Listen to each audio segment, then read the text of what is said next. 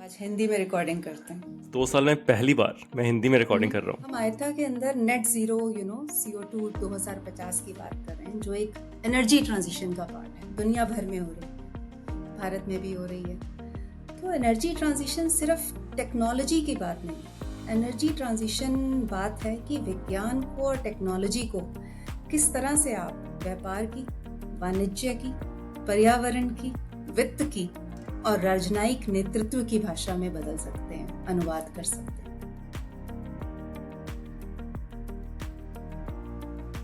जब मैं दिल्ली में बड़ा हो रहा था तब मुझे याद है करोल बाग में एक कोने में गन्ने के जूस की दुकान थी। जब भी हम वहां जाते थे गन्ने का जूस मैं जिद करके पीता था और नींबू और मसाला डाल के, जितना ही मन करो। उसका फिर गंडेरी भी मिलती थी साथ में। मुझे ये जान के बहुत खुशी हुई कि ये जो गन्ने का जूस है और जो गन्ने का जो बाकी हस्क वगैरह बचता है जो फेंकते हैं, उनसे प्लेन्स उड़ सकते हैं। ऐसा कैसे हो सकता है? गन्ने का रस की जुगलबंदी और गन्ने से बचने वाले जो अवशेष हैं उनकी जुगलबंदी एक बड़े ही नए आयाम पे जा सकती है। वो आयाम है सस्टेनेबल एविएशन फ्यूल। अगर मैं जब गन्ने को देखती हूँ तो गन्ना एक ऐसी फसल है जिसका कोई भी पार्ट जो है, भाग है, वो वेस्ट नहीं है। तो एक कहावत है ना, हम बोलते हैं आम के आम और गुठलियों के भी दाम। तो गन्ना बिल्कुल वैसी फसल है जिससे आप एथेनॉल बना सकते हैं, और यादर गन्ने के अनेक विभिन्न रूपों से आप एथेनॉल बना सकते हैं। अब एथेनॉल बन गया जिसका सड़क यातायात में उपयोग भी हो रहा है, गैसोलीन ब्लेंडिंग में। लेकिन उसके अलावा टेक्नोलॉजी एक बड़े ही ऊंचे आयाम पे चली गई है, जहाँ पे ASTM 7566 ये एक मानक है बेसिकली कि किस तरह का ईंधन जहाजों में इस्तेमाल होना चाहिए। उसके अंतर्गत एक प्रक्रिया होती है अल्कोहल टू जेट। तो उससे आप एथेनॉल से आप सस्टेनेबल एविएशन फ्यूल बना सकते हैं। और मज़े की बात यह है कि ना आपको जहाज बदलने की ज़रूरत, ना आपको पाइपलाइन बदलने की ज़रूरत, ना आपको स्टोरेज बदलने की ज़रूरत। आप उसी एग्जिस्टिंग इंफ्रास्ट्रक्चर में इसको इस्तेमाल करके अप टू 50% तक, 50% तक जहाज़ों में मिला सकते हैं, जहाज के फ्यूल में, और जहाज उड़ा सकते हैं। तो अगली बार मेरी सलाह ये है कि जब दिल्ली में आप गन्ने का रस पिए तो सोचिए उस गिलास को देख के, इससे जहाज भी उड़ाया जा सकता है।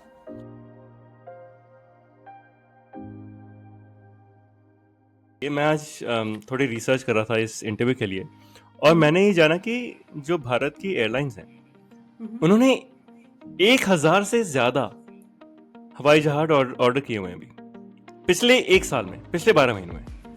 जितने हवाई जहाज भारत में आने वाले हैं अगले 25 सालों में, उतने पूरी दुनिया की एयरलाइंस कंबाइन करके भी नहीं ला सकती। इतने सारे हवाई जहाज आने वाले हैं। क्या हम गन्ने के मोलासेस से इतना ईंधन बना सकते हैं कि ये सारे हवाई जहाज उड़ सके? यहाँ पे अगर मैं पिछले साल के आंकड़े देखूं, केवल 15 करोड़ लोग घरेलू यात्री थे, और इसका मतलब है 125 करोड़ के देश में 1000 जो जहाज जिनकी आप और मैं बात कर रहे हैं, ये बहुत ही एक छोटा नंबर है। तो डेफिनेटली आई थिंक ये बहुत बड़ा एक बाजार है जहाँ पे आर्थिक विकास और हवाई यातायात को एक आम जनता तक लेकर जाने की एक मार्केट में ज़रूरत है। लेकिन अब रही बात सैफ की, तो सैफ की एक बड़ी एक और रोचक बात है कि सिर्फ गन्ना नहीं या गन्ने के अलग भाग नहीं, आप किसी भी तरह का बायोबेस फीड स्टॉक लेके या फिर बेकार कूड़ा, कचरा, बची हुई फसलों के अवशेष लेके उनसे भी आप बायोफ्यूल्स और सस्टेनेबल एविएशन फ्यूल बना सकते हैं। और आज की डेट में भले ये प्लांट्स इंडिया में ना हो या फिर हर अलग अलग विश्व के भागों में ना हो, लेकिन टेक्नोलॉजी, विज्ञान आज उपलब्ध है। हमें क्या चाहिए? हमें चाहिए एक समन्वय नीति के साथ, उसके साथ आप किस तरह से वित्त या फिर जिसे कहते हैं फाइनेंशियल इंसेंटिव्स प्रोवाइड करें। तो ये एक बड़े स्तर पे एथेनॉल का प्रोडक्शन करा जा सकता है। एक समन्वय और एक नीति पथ पे हमें बढ़ने की ज़रूरत है।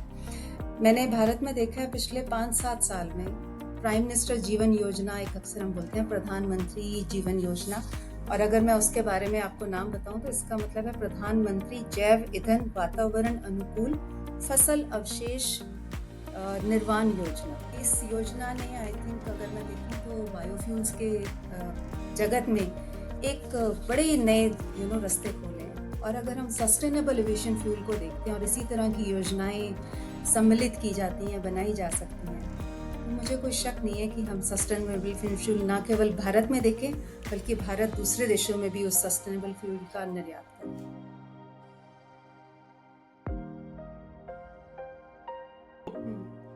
इक्विटेबल एक्सेस ऑफ फ्यूल का एक हम सवाल करते हैं, तो उसमें आपका क्या क्या राय है?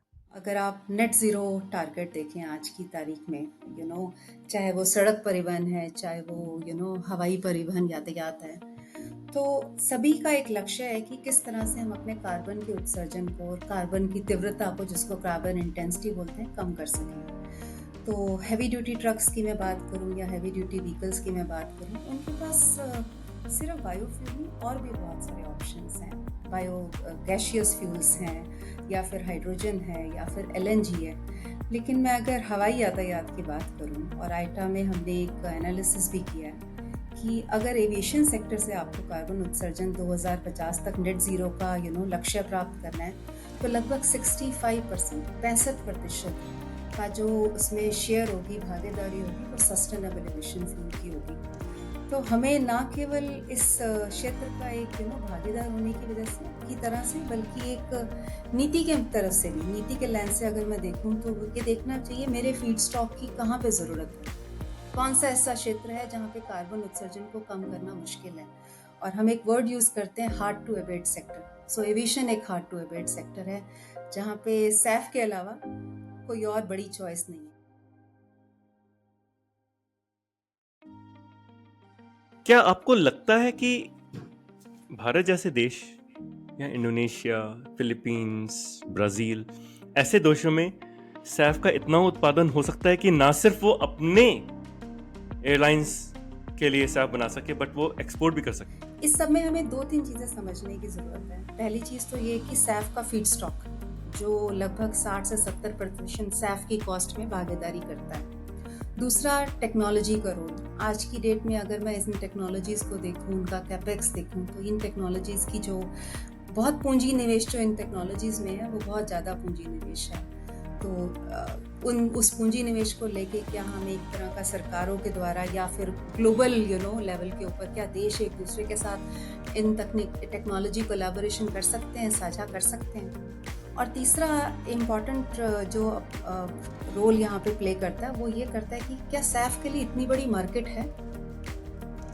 इन तीनों का आंसर हम एज एन आइटा उसको देखने की हम कोशिश कर रहे हैं। पहली चीज़ ये कि हम अलग अलग देशों में सरकारों के साथ काम कर रहे हैं कि किस तरह सरकार पहले कुछ प्लांट्स के लिए फाइनेंसिंग या फिर वित्तीय सहायता उपलब्ध कराए, ताकि इन प्लांट्स को लगाया जा सके।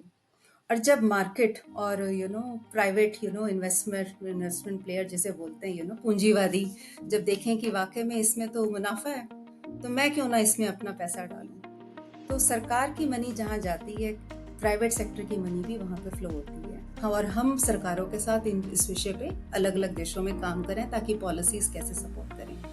दूसरा आता है फीड स्टॉक बहुत इम्पॉर्टेंट है, लेकिन फीड स्टॉक की सप्लाई चेन्स इन सभी देशों में उपलब्ध है।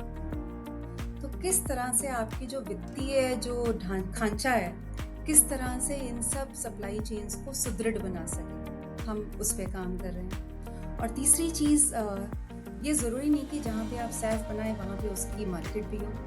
तो एक सैफ को जब आप प्लेन में मिलाते हैं, तो उसके एनवायरमेंटल बेनिफिट्स को ट्रैक करने के लिए एक प्रोसेस होता है, उसे प्रक्रिया को बोलते हैं अकाउंटिंग फ्रेमवर्क। तो उसके तहत एक फ्रेमवर्क आता है बुक एंड क्लेम, जिसमें ये सब उभरती अर्थव्यवस्थाओं में सैफ बनाया जा सकता है। और ज़रूरी नहीं कि उस सैफ को आप प्लेन में या बंकर में डाल के हज़ारों मील दूर अमेरिका में भेजें या किसी दूसरे देश में भेजें, उसको वहीं पे जहाज़ों में इस्तेमाल करा जा सकता है, और यूएस में या फिर किसी भी विश्व के दूसरे किनारे में बैठी एयरलाइन उसके एनवायरमेंटल बेनिफिट्स का फ़ायदा ले सकती है। हमारी टीम सभी एक प्लेटफॉर्म भी डेवलप करने की कोशिश कर रहे हैं, जिसे हम सैफ इंटीग्रिटी सिस्टम कहते हैं, जिसके अंतर्गत हमारी जो सदस्य में एयरलाइन मेंबर्स हैं, वो इस सिस्टम को यूज़ कर पाएंगी। और उसमें अगर कोई हमें कोई चेंजेस करने की ज़रूरत है, और उसको और अच्छा बनाने की ज़रूरत है, या और उसको बड़े लेवल पे लेके जाने की ज़रूरत है, तो हम उसके लिए लगातार प्रयासरत हैं।